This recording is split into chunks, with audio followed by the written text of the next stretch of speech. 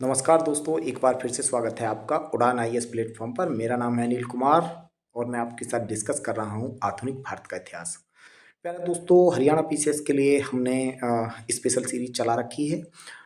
Haryana PCS के साथ साथ दोस्तों आरओ उत्तर प्रदेश में एक बड़ी वैकेंसी है और आपका उत्तर प्रदेश पीसीएस जो कि आने वाला है, और मध्य प्रदेश पीसीएस, हरियाणा पीसीएस तो है ही, ठीक है, बिहार पीसीएस, सभी अन्य स्टेट पीसीएस के लिए भी ये उतना ही महत्वपूर्ण है जितना कि हरियाणा पीसीएस के लिए।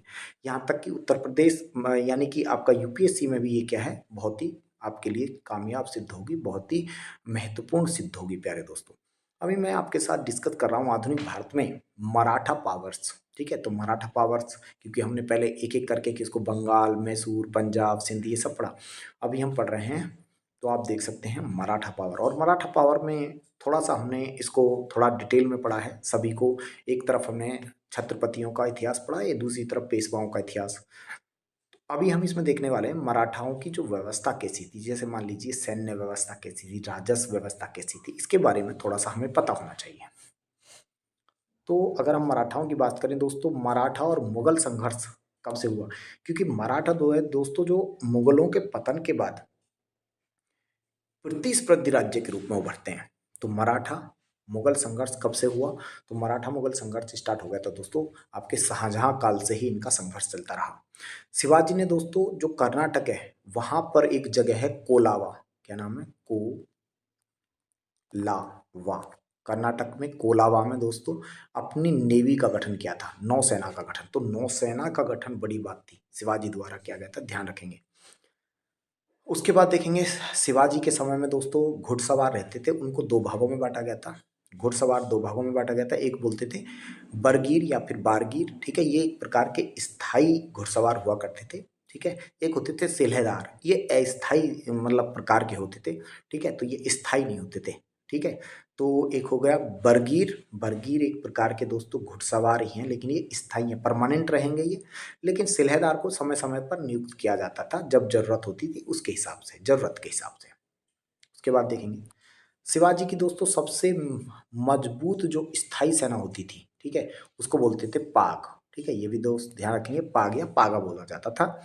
मराठा जो सैनिक थे दोस्तों वो आक्रमण नहीं कर सकते थे, किस किस पर, तो ये कई बार पूछ सकता है। एक तो महिलाओं पर वो आक्रमण नहीं कर सकते, ठीक है, आपके बच्चों पर नहीं करेंगे, आम जनता पर नहीं करेंगे, और धार्मिक स्थलों पर, ये क्या है, इन पर आक्रमण करना दोस्तों क्या था, निषेध था, प्रोहिबिटेड था। किस किस पर, वुमेन, चाइल्ड, जो कॉमन पीपल हैं, और आपके रिलीजियस पैलेस जो होंगे धार्मिक, जैसे मान लो मंदिर, मस्जिद, कोई भी है, तो उस पर ये आक्रमण नहीं कर सकते थे, ठीक है। तो ध्यान रखेंगे, इनके लिए निषेध था।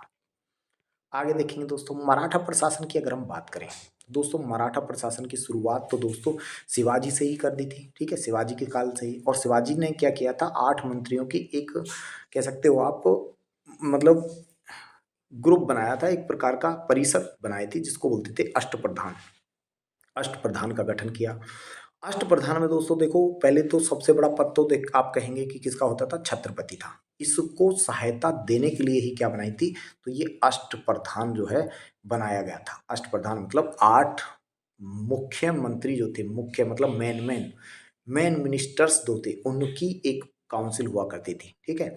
ये क्या काम करेगी, ये आपका सलाह देगी किसको, छत्रपति को। जस्ट अभी की तरह था बिल्कुल, जैसे मान लीजिए अभी प्रधानमंत्री होता है, प्रधानमंत्री को सलाह देने के लिए मंत्री परिषद होती है, उसी प्रकार से था, ठीक है। अच्छा, तो सबसे बड़ा पद क्या होता था राज्य के अंदर, जैसे मान लीजिए कि ये मराठा है,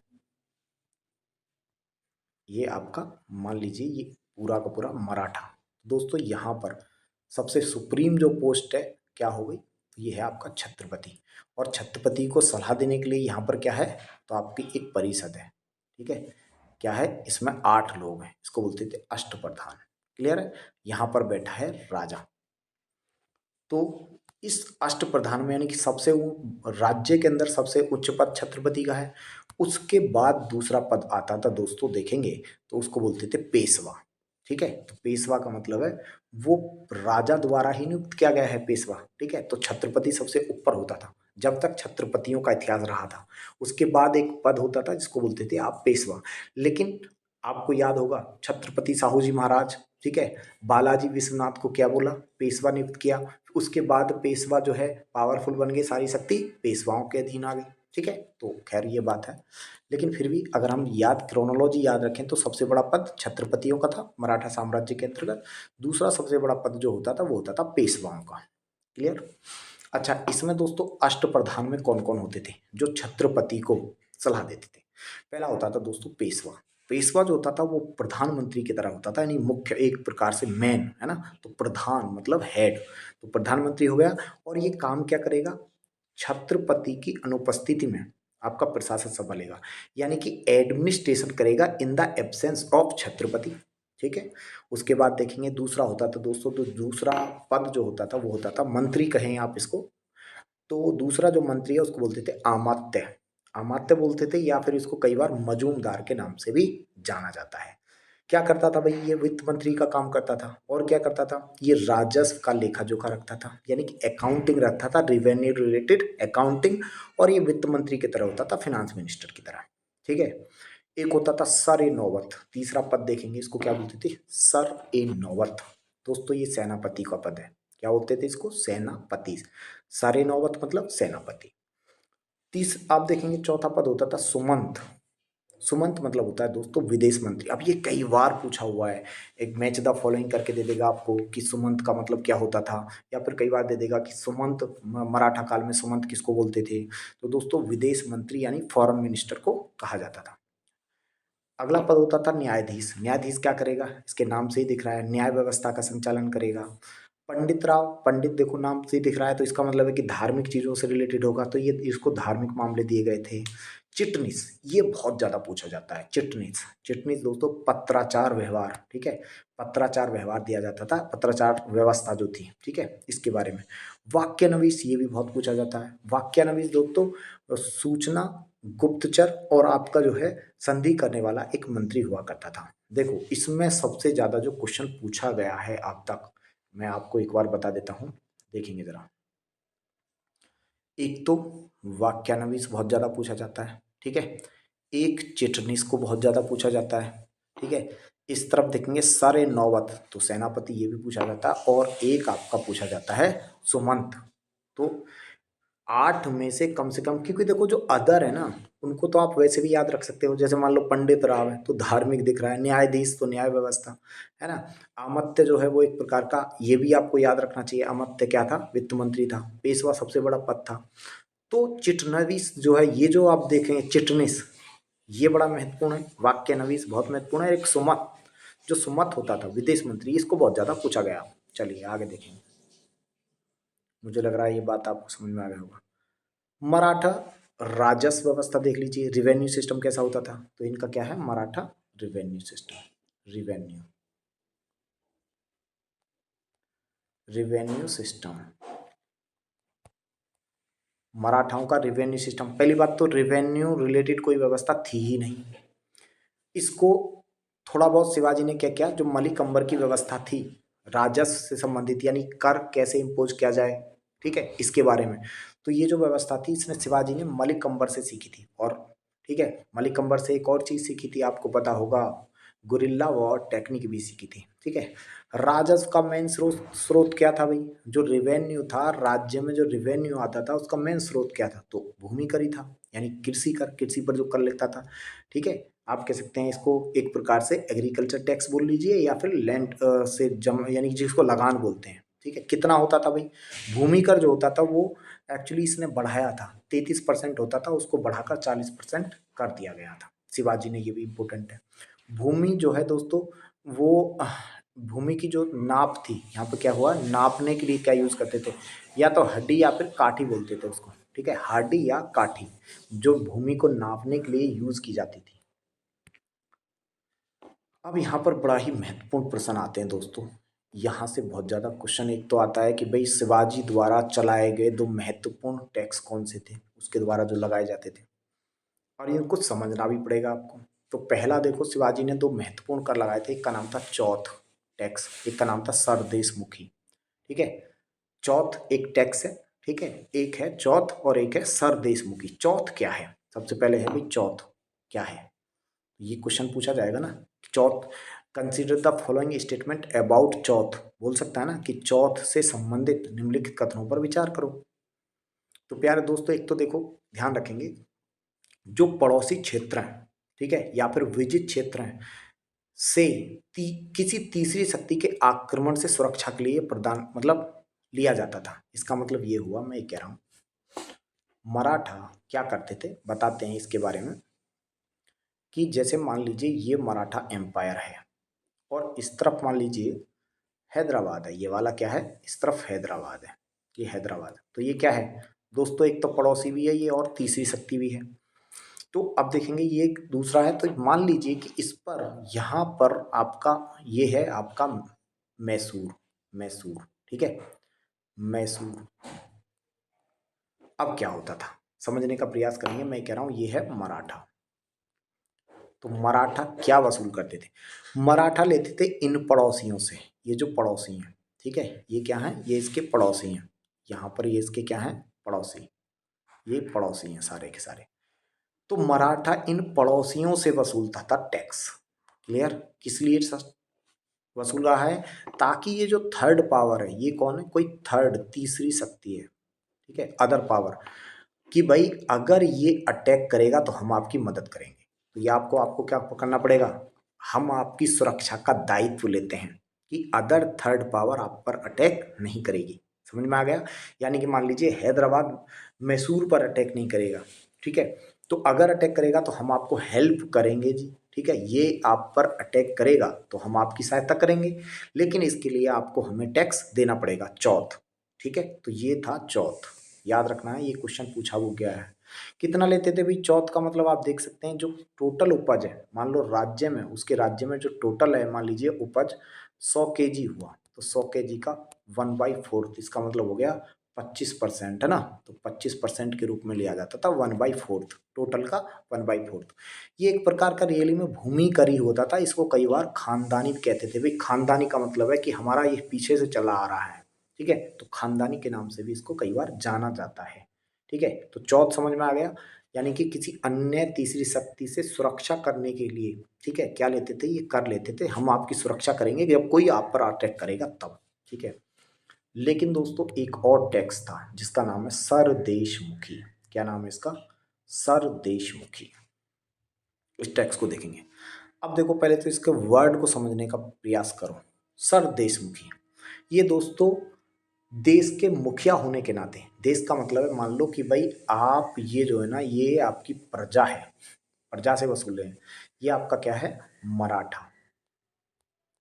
मराठा के क्षेत्र में जितने भी लोग रहते हैं, ठीक है, तो भाई आप इसके क्या हो, इसको आप क्या कह रहे हो, इसको देश मान लीजिए।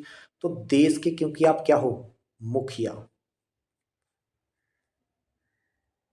मुखिया, तो देश के मुखिया होने के नाते दोस्तों ये क्या करते थे, प्रजा से, जनता से एक वसूलते थे कर, ताकि उनकी सुरक्षा की जा सके, ठीक है। उसको ही हम क्या कहते थे, सरदेशमुखी। तो कई बार पूछा जाता है कि शिवाजी किस लिए जाने जाते हैं, तो शिवाजी चौथ और सरदेशमुखी के लिए जाने जाते हैं, ये मैं बता चुका हूँ।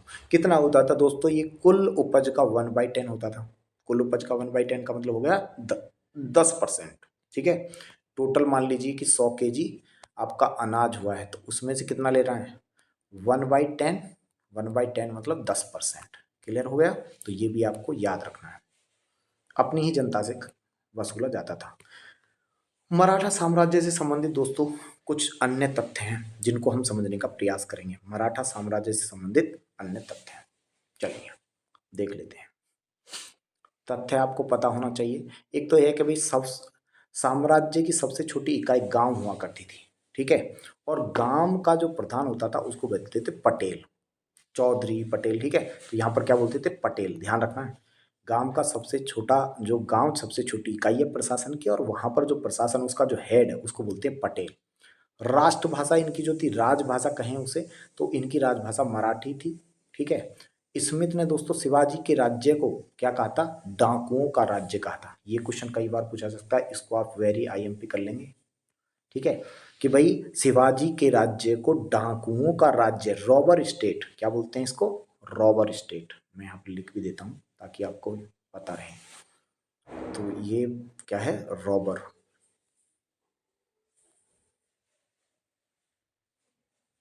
रॉबर स्टेट, रॉबर स्टेट का दर्जा किसने दिया है, तो ये ध्यान रखेंगे स्मिथ।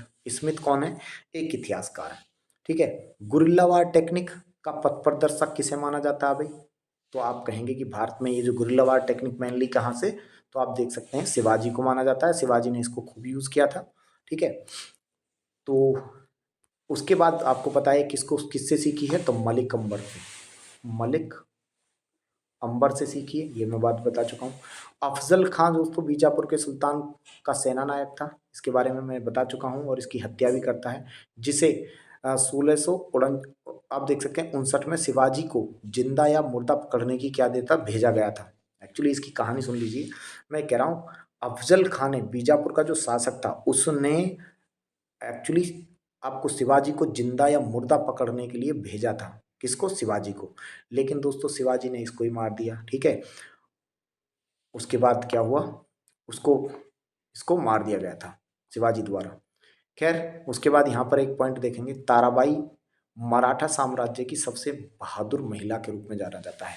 ताराबाई का शासन आया था, तो ताराबाई मैंने बताया था कि रियली में तो वो जो, उसके बारे में मैंने बताया था कि जो ताराबाई थी, ठीक है, तो ताराबाई का बेटा था, जो वो तो अल्पवयस्क पुत्र था, तो ताराबाई सबसे आप कह सकते हैं बहादुर महिला के रूप में उसे जाना जाता है।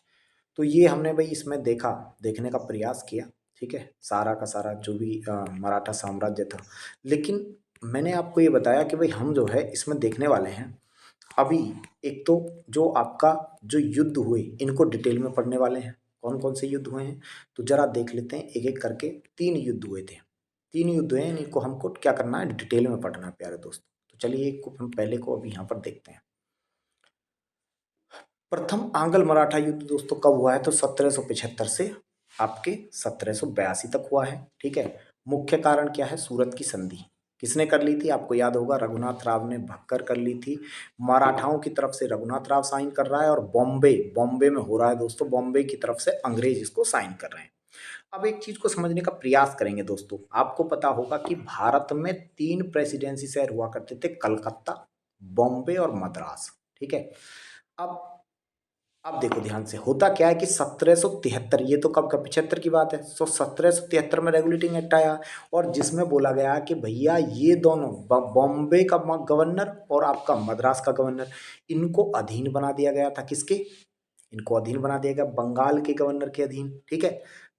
अब इसका मतलब क्या है कि आपका ना तो मद्रास और बॉम्बे का जो गवर्नर है वो बिना पूछे बिना सलाह लिए कोई भी संधि बंदी नहीं कर सकता, कोई युद्ध नहीं कर सकता, किसके बिना पूछे, बंगाल के नवाब के, यानी कि वो आप कह सकते हैं बंगाल का जो गवर्नर, गवर्नर ऑफ बंगाल के बिना। चलिए अब देखो यहाँ पर मैंने बताया ये संधि किसके बीच हुई है, सूरत की संधि, तो आप देख सकते हैं रघुनाथ राव, रघुनाथ राव, ठीक है, पेशवाओं की मैंने मराठाओं की तरफ से कर रहा है, और दूसरी तरफ बॉम्बे का गवर्नर है अर्थात अंग्रेज। लेकिन दोस्तों 1773 के रेगुलेटिंग एक्ट में प्रावधान है कि कलकत्ता जो काउंसिल है, कलकत्ता जो है वहां पर इसको बना दिया गया बॉम्बे और मद्रास के ऊपर, यानी कि सुप्रीम बना दिया गया। इसका अर्थ है कि बॉम्बे और मद्रास के जो काउंसिल है, कलकत्ता काउंसिल से बिना पूछे कोई काम नहीं करेगी। क्लियर। अब देखो तब क्या होता है, इसके बाद क्या होता है कि तब कलकत्ता दोस्तों सूरत की संधि को गैर कानूनी घोषित कर देता है भाई, क्योंकि आपने बॉम्बे के साथ साइन किए, बोलता है कि ये हमारे साथ आपको साइन करनी है ना। तो फिर होती है पुरंदर की संधि, एक संधि होती है जिसको बोलते हैं आप ट्रीटी ऑफ पुरंदर, किसके बीच, मराठा तो खैर है ही है रघुनाथ राव, लेकिन इस बार कलकत्ता है, कौन है, मराठाओं की तरफ से तो रघुनाथ राव है, जो कि मैंने बताया कि क्या कर बनना चाहता है, पेशवा बनना चाहता है, क्योंकि वो क्या है उसका भतीजा को बना दिया गया था, ठीक है। तो इस तरफ कौन है, देख लेंगे कलकत्ता के साथ होता है इस बार।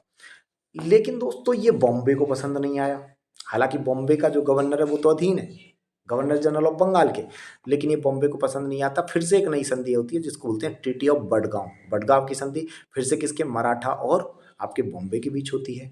अब यहीं से ये क्या हो जाता है आपका, ये होता है प्रथम आंगल, ये क्या है, प्रथम आंगल, ठीक है, एंग्लो मराठा वॉर, ठीक है।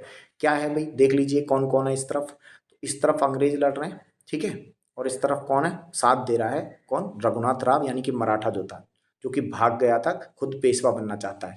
इस तरफ नाना फडणवीस के नेतृत्व में मराठा सरदार लड़ रहे हैं और माधवराव द्वितीय को क्या बनाना चाहते हैं, तो आपको पेशवा बनाना चाहते हैं। माधवराव द्वितीय किसका है, नारायण राव का बेटा है प्यारे दोस्तों। ये जो युद्ध रहा, क्या रहा, अनिर्णित युद्ध रहा था दोस्तों। इसमें कोई आपका निर्णय नहीं आया, लेकिन सालबाई की संधि क्या होती है, साइन होती है। तो प्यारे दोस्तों, आप अगले उसमें हम देखने वाले हैं कि सालबाई की संधि, क्योंकि ये काफ़ी महत्वपूर्ण संधि है, क्या क्या इसके प्रावधान रहे हैं, इसके बारे में देखेंगे। फिर आगे सेकंड थर्ड सभी मैसूर वार को, इसमें हम किसको देखने वाले हैं, मराठा वार को। प्यारे दोस्तों, वीडियो अच्छा लगा हो तो वीडियो को लाइक करें, शेयर करें और सब्सक्राइब करें। मिलते हैं नेक्स्ट वीडियो में। बहुत बहुत धन्यवाद।